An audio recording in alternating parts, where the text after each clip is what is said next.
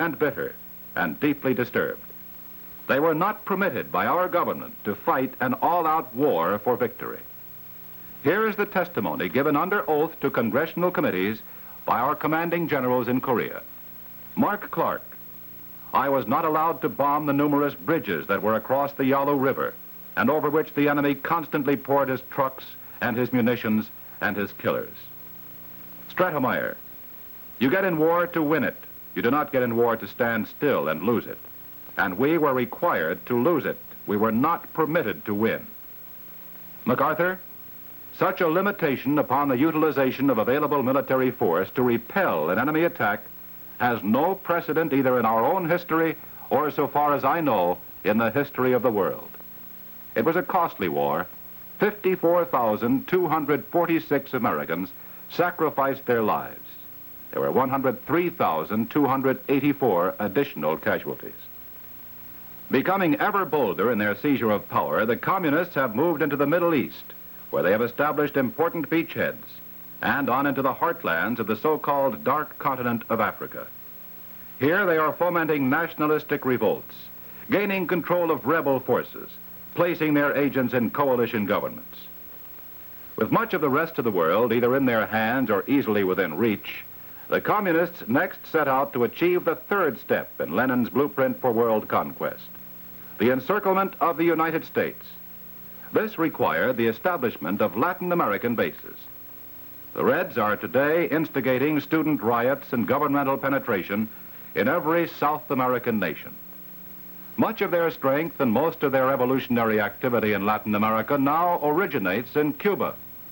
So let's take a good look at how Cuba became the Western base for the communist penetration of the Americans. Until he began to gain recognition and prestige in America, Fidel Castro commanded no real military forces. He did not pose a genuine threat to the anti-communist Cuban government. Then the buildup began. U.S. television networks sent camera crews into the Cuban mountains to bring back so-called documentary reports which pictured Castro as a romantic rebel, a Robin Hood leading a fight for social justice. They went out of their way to dispel the idea that Castro's movement had a communist complexion. Some of America's biggest newspapers joined in the buildup. This New York Times writer, Herbert Matthews, described him as the most remarkable and romantic figure to arise in Cuba since Jose Marti, hero of Cuba's Wars of Independence. Ed Sullivan presented Castro to his nationwide television audience.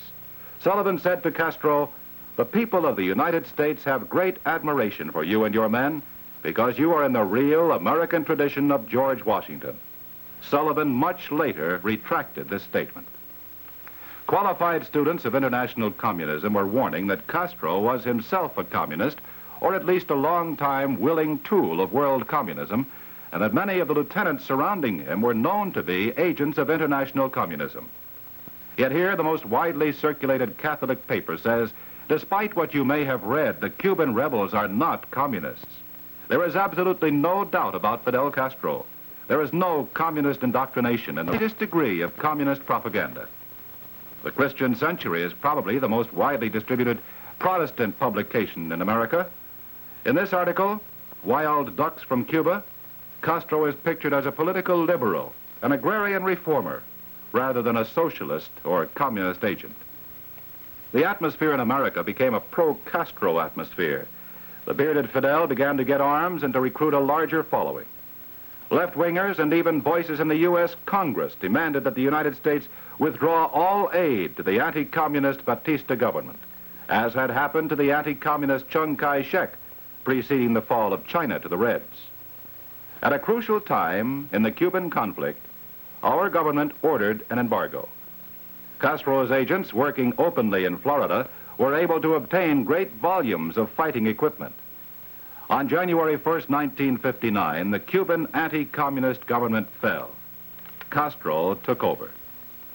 The United States ambassadors to Cuba declared in sworn testimony that they warned the United States Department of State aiding Castro would bring about a great victory for international communism and a strategic defeat for the USA. Both men say their warnings were smothered in the State Department and in government circles under President Eisenhower. Since the fall of Cuba to the Reds, we have seen the communists demonstrate their power in Mexico, El Salvador, Ecuador, Guatemala, Venezuela, and other Latin American countries. The stronghold overflowing with armaments for the entire revolutionary conspiracy throughout Latin America is Cuba. With the takeover of Cuba, Lenin's heirs to the dictatorship of world communism thus had carried out, at least partially, the third phase in the Reds' blueprint for world conquest, the encirclement of the United States. Will the United States fall? What is the situation within our nation?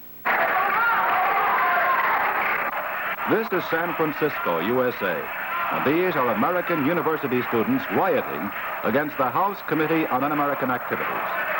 This is an official committee of our elected representatives in Congress. It has operated for 20 years as one of the nation's bulwarks, safeguarding our internal security against penetration of communist agents. J. Edgar Hoover, director of the FBI, is one of the most highly respected Americans in the history of our republic. Mr. Hoover was so concerned with what happened in San Francisco that he issued this special report over his signature. In this report, Mr. Hoover carefully documents the fact that the Communist Party USA has as one of its chief objectives the destruction of the House Committee on Un-American Activities. Communists cannot themselves succeed in this target goal, thus they must deceive and agitate and use dupes.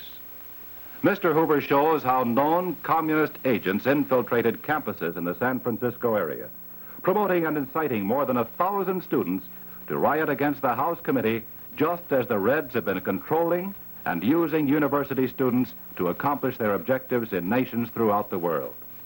FBI Director Hoover revealed that Gus Hall, national leader of the Communist Party of the USA, sent congratulations to the West Coast comrades for the initiative and leadership they displayed in all stages of the riotous demonstrations. In his report, Mr. Hoover issues a sober warning to the people of America. He says, looking at the riots and chaos communists have created in other countries, many Americans point to the strength of our nation and say, it can't happen here.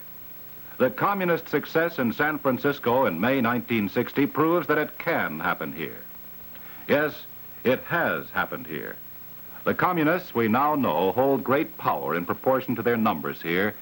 They constitute a clear and present danger to our security, our lives. Many Americans have forgotten the penetration of our government by the communists, which were exposed by the FBI and the House Committee on Un-American Activities a decade ago.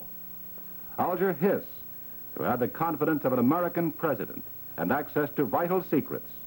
Harry Dexter White, key man in the U.S. Treasury. Judith Copeland, working, amazingly enough, in the United States Justice Department itself. But what about the decade of the 1960s? What about now? Not long after the San Francisco student riots, 2 employees of the National Security Administration disappeared, Vernon Mitchell and William Martin. They turned up in Mexico, then Cuba, then Moscow. At first, the public was told these 2 men didn't have any important secrets, but soon the truth was exposed. They carried with them information of vital worth to the international communist conspiracy.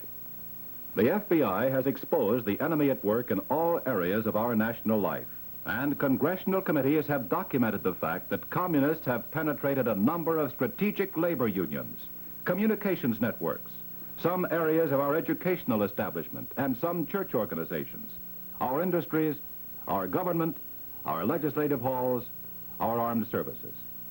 They are dedicated, skilled, secretly working for the overthrow of our nation and the triumph of world communism.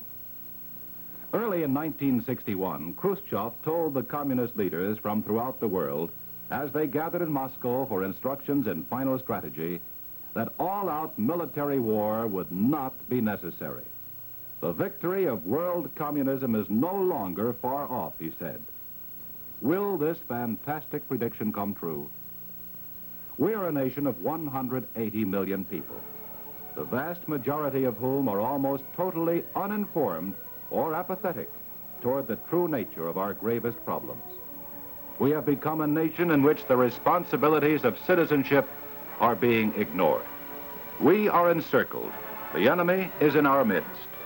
As a nation, we have been backing away from the advances of international communism, accepting coexistence, summit conferences, coalition governments, negotiations, and disarmament conferences. But the communists continue advancing. Yes, the free world is losing. The communists are winning. But we can change this course of events. We can sidetrack and ultimately wreck the communist master plan for conquest if our people and our nation have the courage and the will, if we are worthy of freedom.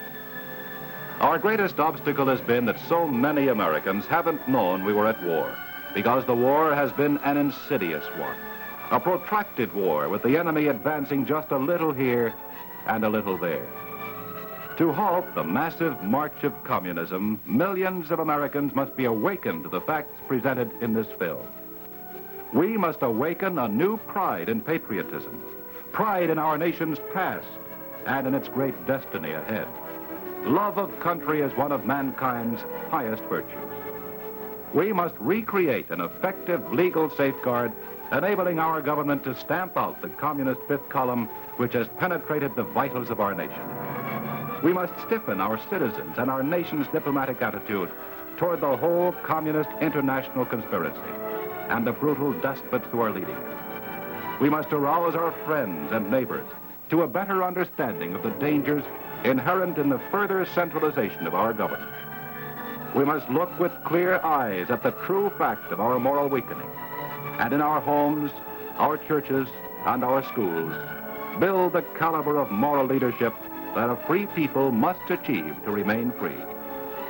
It is too late for continued apathy. The time has come for sacrifices in the cause of freedom by informed and determined citizens. In this great moment in human history, will you enlist and pledge a part of your mental, physical, material, and spiritual resources in this fight? This is the decisive question. On the manner in which Americans respond to this challenge rests the future hope of all free men.